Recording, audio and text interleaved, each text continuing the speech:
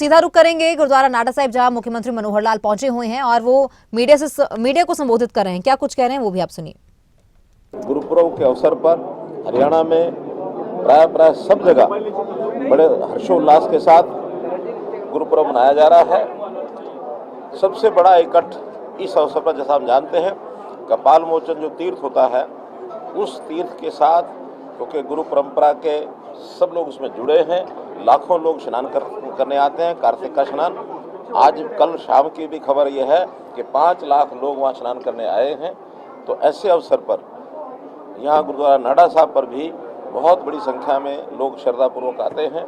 मुझे भी आज अवसर मिला है गुरुद्वारा नाडा साहब आकर के, और गुरुपुरब के अवसर पर मैं माथा टेक करके हरियाणा की जनता की कुशल क्षेम की कामना करता हूं और इस अवसर पर सभी को बहुत बहुत बधाई देता हूं।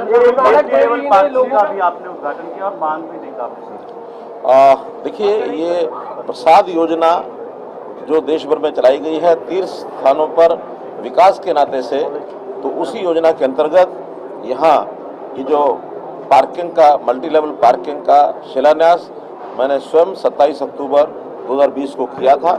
आज ठीक 27 नवंबर 2023, 37 महीनों में बनकर के ये तैयार हो गई है मल्टी लेवल पार्किंग। आज इसका शिलान्यास किया है।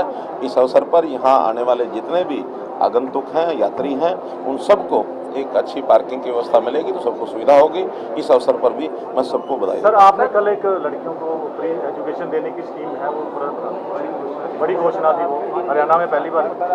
देखिए, जो गरीब परिवारों की हमारी बेटियाँ कॉलेजेस में पढ़ती हैं, जो आर्ट्स, साइंस और कॉमर्स फैकल्टी के जो डिग्री कॉलेज के हैं, उनमें ऐसी गरीब परिवार की 1,80,000 रुपये तक की जो इनकम के परिवार हैं, उनको बेटियों को सरकारी कॉलेजेस में तो मुफ्त शिक्षा पहले से मिलती है। अब प्राइवेट कॉलेजेस में भी उनको जो सामान्य कॉलेज हैं, जो खास करके ईडीडी कॉलेज हैं, या जहां इस प्रकार की फीस जो चार्ज करते हैं लोग, उसको माफ़ किया जाएगा। उसको सरकार जो है उनकी भरपाई करेगी। ऐसे प्राइवेट कॉलेज को, उन प्राइवेट कॉलेज को हम देंगे, बशर्ते के प्राइवेट कॉलेज आगे आएँ और उन बच्चियों को पढ़ाने के लिए तैयार हो जाएं।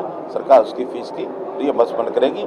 1,80,000 से लेकर 3 लाख तक के जो परिवार हैं, उनकी 50% फीस वो रिइंबर्स की जाएगी। सर, गुरु नानक देव जी ने लोगों को कुछ ऐसी शिक्षाएं दी थी जो सही राह पर चलने का मार्ग दिखाती है। आप भी लगातार प्रदेशवासियों को सही राह पर चलने के लिए, चाहे नशा मुक्त अभियान हो, इस तरह की। गुरु नानक देव जी की जीवनी के बारे में इस थोड़े से समय में व्याख्या नहीं की जा सकती, लेकिन जैसे उन्होंने हमेशा जनता को कहा, क्या वर्ण छक्को कीर्त करो और वर्ण छक्को कीर्त करो। हाँ, तो इस नाते से एक ठीक मार्ग पर चलने के लिए, और उन्होंने हमेशा ये कहा है, और उन्होंने कभी किसी समाज विशेष के बारे में नहीं, उन्होंने हमेशा ये कहा कि सबका भला होना चाहिए। नानक नाम चढ़दी कला, तेरे बाणे सर्बत का भला।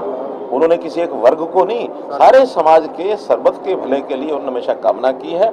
और हमेशा बुराइयों से बचने के लिए भी उन्होंने हमेशा कहा कि भगवान की तरफ अपना लगन लगाएंगे तो जो बुराइयां हैं वो अपने आप छूट जाएंगी।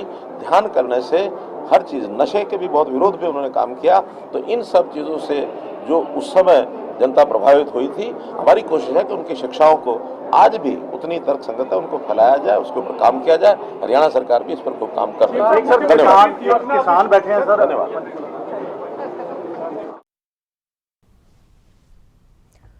तो बता दें कि मुख्यमंत्री मनोहर लाल पंचकुला के गुरुद्वारा नाडा साहिब पहुंचे हैं, जहां उन्होंने माथा टेका है और उसके बाद उन्होंने इस खास मौके पर जो है मीडिया से भी वो रूबरू हुए और बच्चियों की शिक्षा को लेकर उन्होंने जानकारी साझा की है। इसके साथ ही 6 मंजिला मल्टी लेवल पार्किंग का भी उन्होंने उद्घाटन किया और लोगों को जो है इसे समर्पित किया है। और इसके साथ ही गुरु नानक देव जी की ओर से जो शिक्षाएं दी गई थी उस पर भी उन्होंने एक नजर डाली है।